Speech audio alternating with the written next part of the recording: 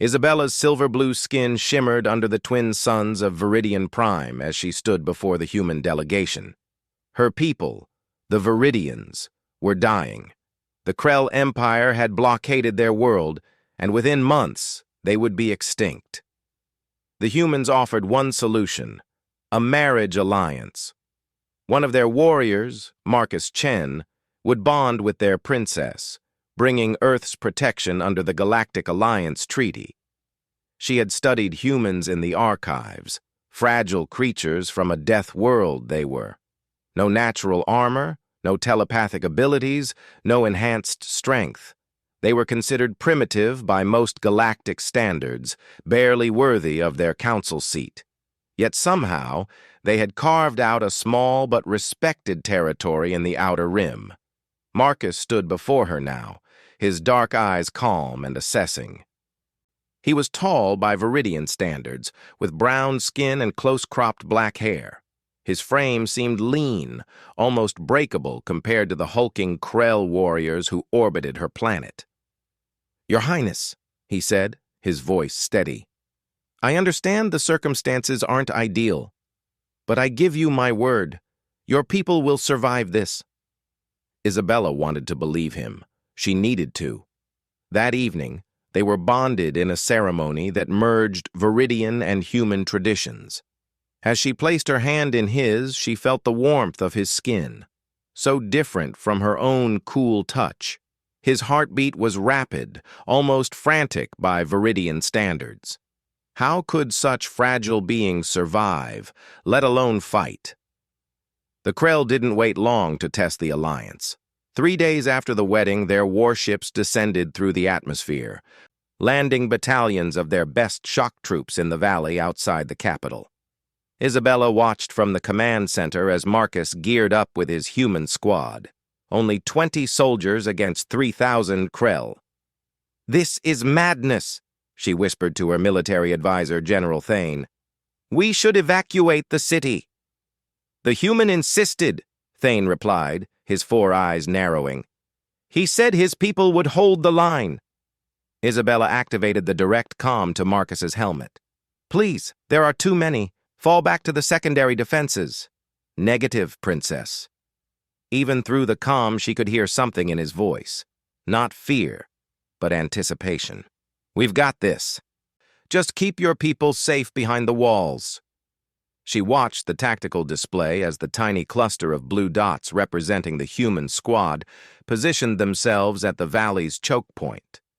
The massive red swarm of Krell warriors approached like a crimson tide. The first Krell wave hit the human position like a tsunami of claws and plasma fire. Isabella's breath caught. The humans would be overrun in seconds. Then something impossible happened. The humans moved like nothing she'd ever seen. Marcus led from the front, his rifle barking in measured bursts. But it wasn't just the shooting. It was everything. They moved with a speed and ferocity that defied their biology.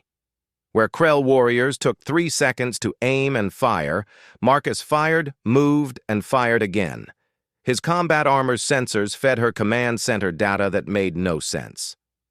"His heart rate is at 180 beats per minute," a technician reported, confusion evident. "That should be fatal." "His oxygen consumption is triple normal levels," another added. "How is he not collapsing?" Isabella leaned forward, gripping the console. On the screen, Marcus vaulted over a barrier with impossible grace, landing in the midst of 5 Krell warriors. His combat blade, primitive by galactic standards, just sharpened metal, flashed in the sunlight. 3 Krell fell before they could react. His rifle spoke twice more, and the remaining 2 crumpled. "Adrenaline spike detected," the medical AI announced. "Pain receptors significantly dulled. Recommend immediate medical evaluation." But Marcus wasn't stopping. None of the humans were. They fought like beings possessed, like the very concept of exhaustion didn't exist. A Krell plasma bolt caught Marcus in the shoulder, burning through his armor. Isabella cried out, but he simply grunted, switched his rifle to his other hand, and kept firing. "Why isn't he retreating?" she demanded. He's injured! General Thane's voice was hushed with something like awe. I've heard stories about humans, about their homeworld. They evolved as persistence hunters, creatures that didn't stop, couldn't stop. They would chase their prey for days until it collapsed from exhaustion. On the screen, the Krell advance had stalled. Bodies littered the valley floor, and the remaining warriors were actually retreating, scrambling over each other to escape the relentless human assault.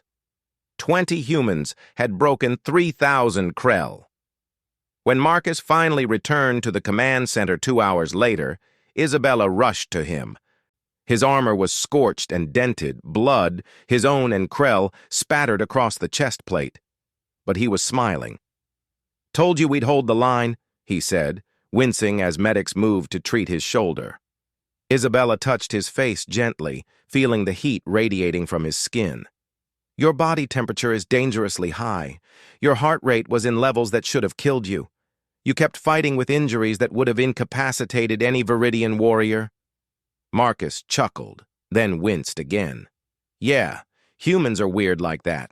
We're not the strongest or the fastest in the galaxy, but we're stubborn.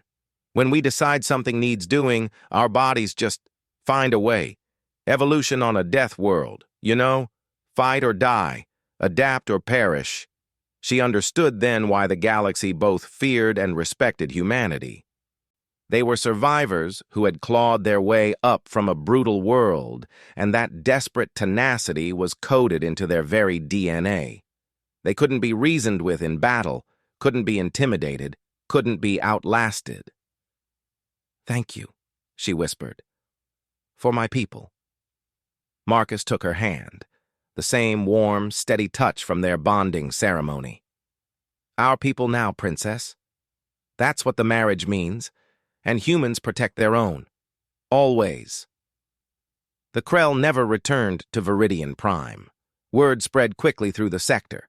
The humans had come, and where humans stood, empires fell.